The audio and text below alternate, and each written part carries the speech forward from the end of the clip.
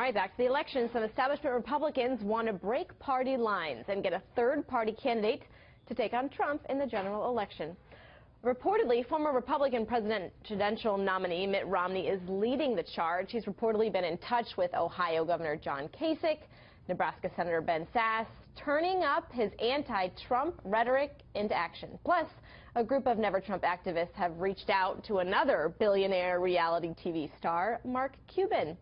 So let's bring our esteemed political panel in. David Payne is a partner at Vox Global. Craig Viroga is the president of Patriot Majority. Gentlemen, we are both pretty amped about this topic because it's something that I don't know we would be talking about 6 months ago, but I want to start with you, David, because we have a list of people who reportedly, a number of news sources have reported are possibilities, and I want to put a full screen up for our viewers. Ben Sasse is one of them. Governor John Kasich, Condoleezza Rice, former Senator Tom Coburn, Marine Corps General James Mattis, and there's a couple other that have been floated around.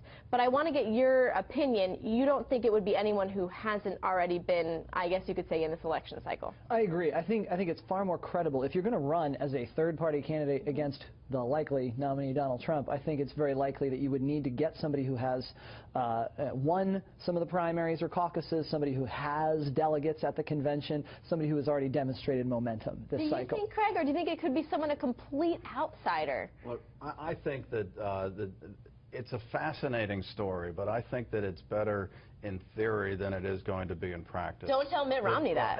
One, it's late, and two, it's going to take a lot of money. I think the other thing about this is that, I mean, most third parties usually are protest movements. They're not refugee programs for professional politicians.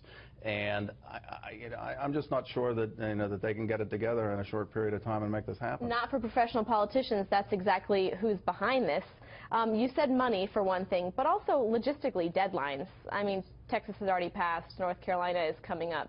Yeah. Is this even possible? Most likely not. But they're not doing it because it's so likely that it'll work. They're doing it because so many conservative voters and so many conservative leaders across the country feel we need an alternative to Donald Trump. That's a strong motive right now, and it's people voting their conscience and deciding, come November, they need another option.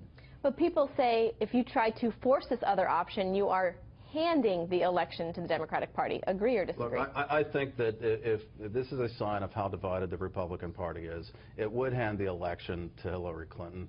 However, I do think that it might have a benefit to Republicans down ballot because it would help them on turnout in Senate races and House races.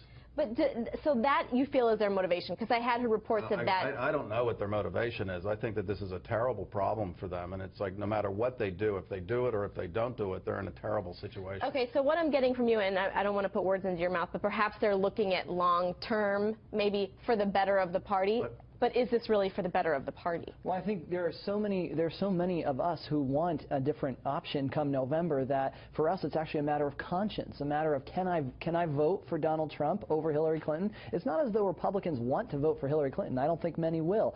What I think is going to happen is they'll vote Libertarian, they'll look for any other option on the ballot, any other option other than Donald Trump, because he represents somebody who shifts on positions, he changes by the hour. I mean, let's be honest about this sometimes. And until very recently called himself a Democrat. So I think we have to look at those facts. And in all fairness, my last question is, we talk about these potential personalities, but would they even want this role? Look, I think that the actuarial table or the long-term survival prospects of a candidate who ran, if they wanted to go back to the Republican Party, is very minimal. Okay. I think if they run, they're going to lose, and then they're not going to be welcomed back, and they probably couldn't win a Republican primary in the future. All right, you get the last word, David. Well, unless it's somebody who's already run this year and has done some good. Right, exactly. That would be Ted Cruz. Well, if we see the announcement anytime soon, we're going to have you both back to talk about it. So thank you so much.